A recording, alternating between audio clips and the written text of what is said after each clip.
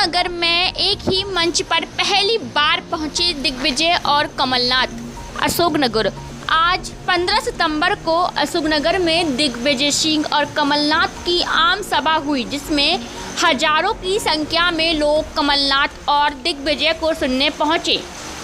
अशोकनगर जिले में आज पहली बार एक ही मंच पर नजर आए, जमकर बोला, भाजपा सरकार पर हमला बोले, यही धनबाद की सरकार है जिसे जनता आने वाले चुनाव में उखाड़ कर फेंक देगी। सिंधिया पर भी अपने विधायक को बेचने का गंभीर आरोप कमलनाथ ने मंच से लगाया।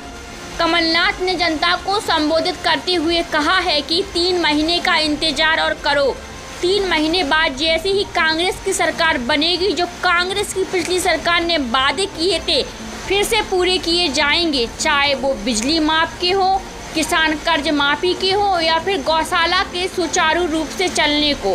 कुशमा की आवाज के लिए राजपुर से समीम खान की खास रिपोर्ट। आइए सुनते हैं पूर्व मुख्यमंत्री कमलनाथ प्रेस वार्ता के दौरान क्या कहते हैं। मुद्दा काफी चला था, फिर इसके बाद अब फिर से अभी चुनाव का दौर आ गया है, फिर से टिकट वितरण होना है। तो अशोकनगर की जो सीट है एससीडी रिजर्व है, यहाँ का जो राजनीतिक माहौल था वो आपसे कोई अछूता नहीं है। टिकट यहाँ पर फिर से शुद्ध तो दिया जाएगा या फिर जो पैराशूट से नए लोग आ जाते हैं उनको टिकट दिया जाएगा, क्योंकि आधा चुनाव तो टिकट के वितरण पे ही जीता जाता है। देखिए, कोई पैराशूट नहीं होगा। जो कांग्रेस में भी आ रहे हैं दूसरी पार्टियों से पूरे प्रदेश में, जब तक स्थानीय हमारा स्थानीय संगठन उनको स्वीकार नहीं करता। अभी जिन्होंने ज्वाइन किया, आपने देखा होगा मंच पर हमारा स्थानीय संगठन है, हमारा स्थानीय संगठन को सबसे पहले उनको स्वीकार करना।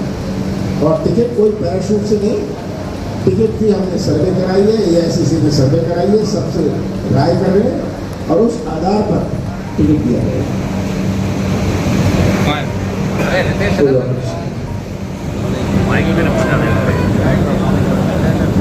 कल नरेंद्र मोदी जी वहाँ बीना आए थे, उन्होंने एक बोला था कि जो इंडिया का गठन हुआ है वो सिर्फ सनातन के अंध के लिए हुआ है, सनातन धर्म के विरोध में इंडिया का गठन। सनातन धर्म को तो हम सब स्वीकार करते हैं, इस पर कोई कहने की आवश्यकता है। आज किसी को समझाने लग जाना कि अपना देश सनातन धर्म का भी देश है, बाकी भी धर्म है, पर सनातन धर्म को ये शिक्षा नहीं देता, कोई कहता नहीं कि दूसरे धर्मों को दूर रखा जाए। कमलनाथ जी, हमारे यहाँ से सांसद थे सिंधिया जी, आपकी सरकार के समय उन्होंने कहा था कि कई सारे मुद्दे हल नहीं हो रहे, इसलिए वो सड़क पर उतर सकते हैं। क्या आपको लगता है कि अगर वो मुद्दे आज भी वैसे ही है तो आप उनको फिर से सड़क पर उतारने के लिए आमंत्रित करेंगे? फिर से दोबारा से सड़क पर उतारने के लिए आप आमंत्रित करेंगे क्या? अब सिंधिया जी भारतीय जनता पार्टी में है, भारतीय जनता पार्टी उनका भविष्य तय करेगी। उन्होंने अपना भविष्य तय कर लिया, भारतीय जनता पार्टी में चले गए। अब भारतीय जनता पार्टी अपना उनका भविष्य तय करेगी, सिंधिया जी खुद उनका भविष्य तय करेगी। माननीय किसी भी सरकार के द्वारा जो रेवड़ी कल्चर का जो एक प्रचलन जो देखने में आ रहा है, चाहे वो बीजेपी हो या किसी भी राज्य की, तो ये रेवड़ी कल्चर से समाज कितना अकर्मण्य या इसमें कितनी आत्मनिर्भरता की कमी आती है। और प्रदेश में अभी वर्तमान में जो कर्ज की दशा है मध्य प्रदेश में, उसके बारे में हुआ ये जो पिछले 4-5 महीनों में शिवराज सिंह जी ने घोषणाएं करनी शुरू कर दी, इनकी घोषणा की मशीन डबल स्पीड पर चल रही है, इनकी झूठ की मशीन डबल स्पीड पर चल रही है। 18 साल बाद इन्हें बहनें याद आई, 18 साल बाद इनको कर्मचारी याद आए, 18 साल बाद उन्हें नौजवान याद आए। आज मध्य प्रदेश में 3,30,00,000 करोड़ रुपए का कर्जा है। मैं तो पूछता हूँ, इस कर्जे का क्या उपयोग किया, ये आपको प्रश्न पूछना चाहिए। इन्होंने बड़े बड़े ठेके दिए, बड़े बड़े ठेकों में से एडवांस देके अपनी कमीशन निकाली, पर इस 3,30,000 करोड़ रुपए का कर्जा जो दिया है, क्या हमारे आउटसोर्स वालों को फायदा हुआ, क्या हमारे संविदा वालों को फायदा हुआ, क्या हमारे आशा उषा का फायदा हुआ, क्या यहाँ अगर कॉलेज रुका हुआ है, कॉलेज की घोषणा हुई है, क्या कॉलेज बनना शुरू हुआ, क्या कॉलेज बना हुआ? तो ये जो कल्चर शिवराज सिंह जी ने शुरू किया है, मैं बहनों को 1000 रुपये दूंगा, 1500 रुपये दूंगा। ये पिछले 4-5 महीने से जो उनका खेल है, ये अपना पाप धोना चाहते हैं, 18 साल का पाप धोना चाहते हैं और जनता को गुमराह किया जाता है।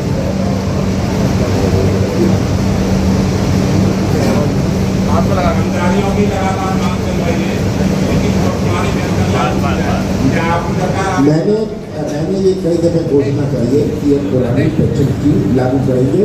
अब आप सबका बहुत बहुत धन्यवाद।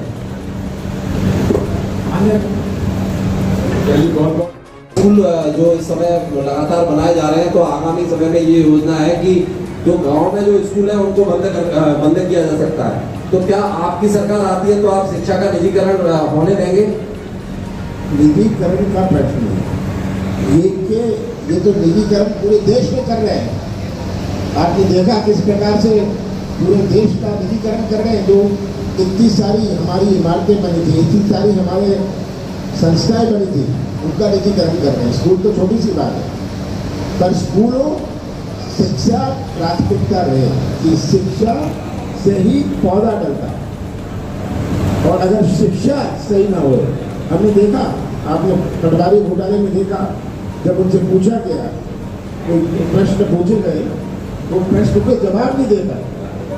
नौकरी तो पा ली, पैसे दो, काम लो, पर शिक्षा को प्राथमिकता हम देंगे और हम इस निजीकरण के पक्ष में नहीं है।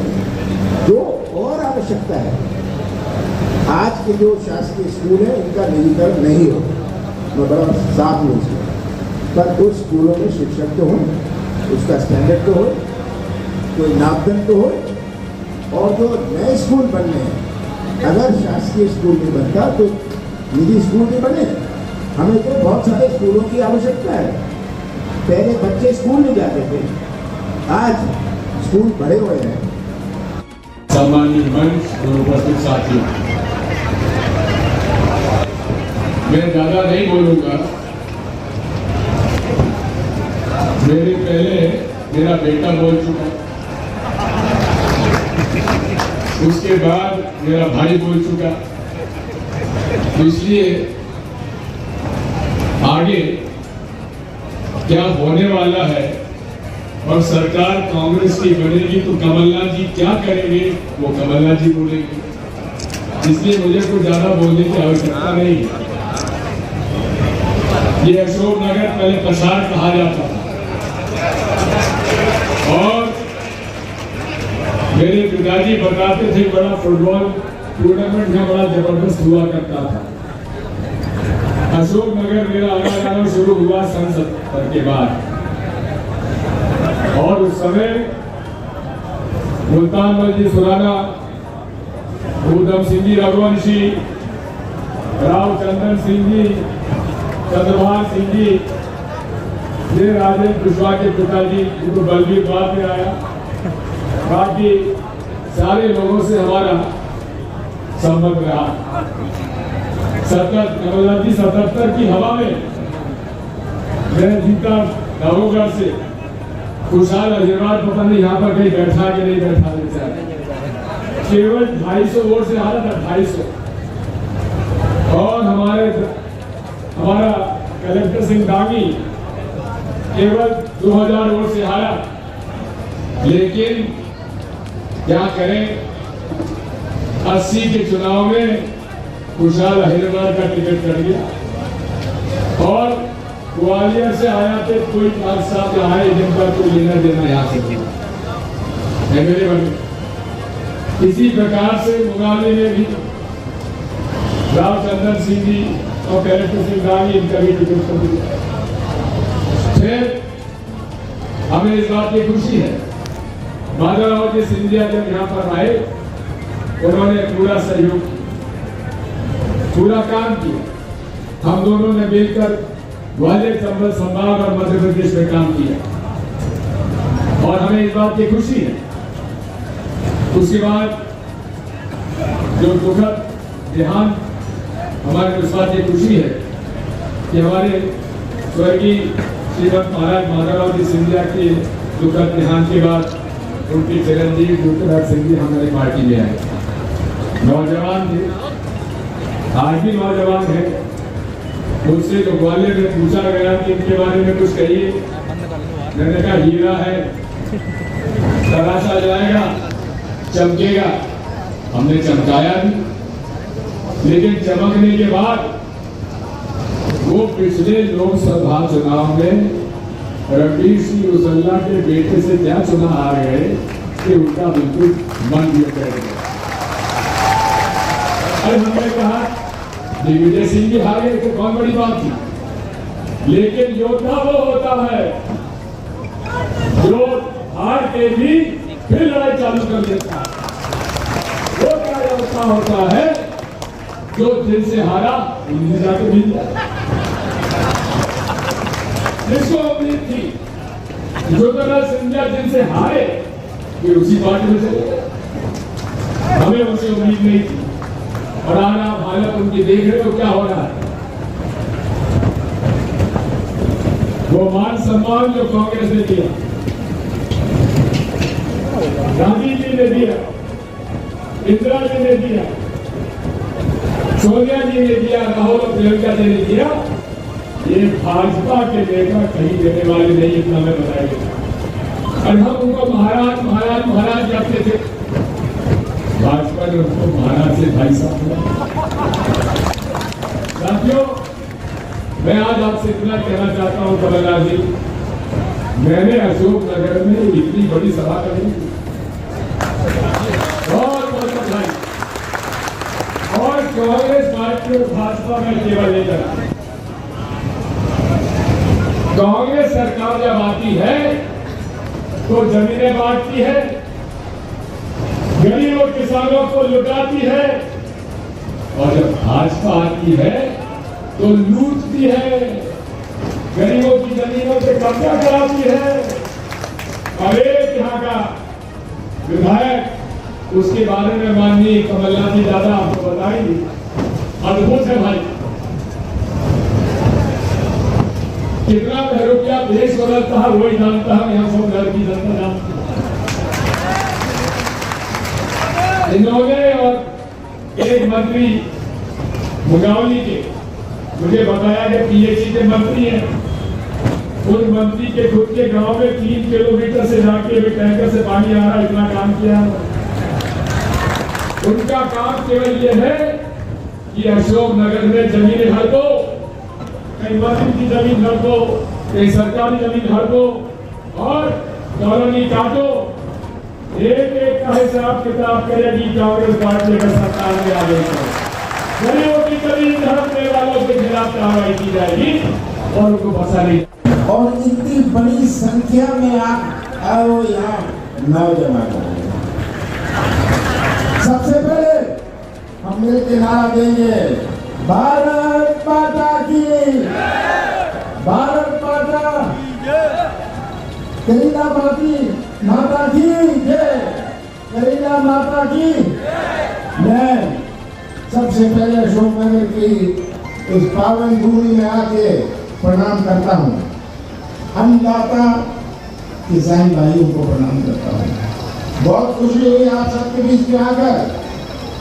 शर्बती यूं की मीठी रोटी मेरे घर में भी बनती है जो आपके यहाँ से आती है।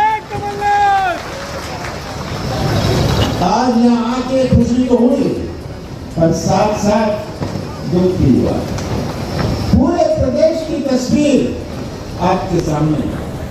आज चौपट सरकार ने बनाया है चौपट प्रदेश, चौपट रोजगार व्यवस्था। कितने नौजवान हैं, सबसे बड़ी चुनौती इनकी है। चौपट भर्ती व्यवस्था, चौपट कृषि व्यवस्था, चौपट शिक्षा व्यवस्था, स्वास्थ्य व्यवस्था, स्कूलों में शिक्षक नहीं, अस्पतालों में डॉक्टर नहीं। सही बात है, ये तो सवाल की गवाह है। चौपट उद्योग धंधे, चौपट अर्थव्यवस्था, कानून व्यवस्था, क्या क्या मैं गिनाऊं। आज ये प्रदेश की तस्वीर आप सबके सामने। मध्य प्रदेश कैसे एक भ्रष्टाचार प्रदेश बना। मैं तो ये कहता हूं कि मध्य प्रदेश का हर व्यक्ति, आप भी यहाँ बैठे हुए हैं, या तो आप भ्रष्टाचार के गवाह हैं या भ्रष्टाचार के शिकार हैं। ऐसी भ्रष्टाचार की व्यवस्था बनाई हुई है। पैसे दो, काम लो। मैं तो जगह जगह दौरा करता हूँ, पूछता हूँ भ्रष्टाचार का क्या हाल है। खड़े होकर लोग चिल्लाते हैं पैसे दो, काम लो। 50 एकड़ जमीन है, पैसे दे दो, नाम गरीबी रेखा में लिखवा लो।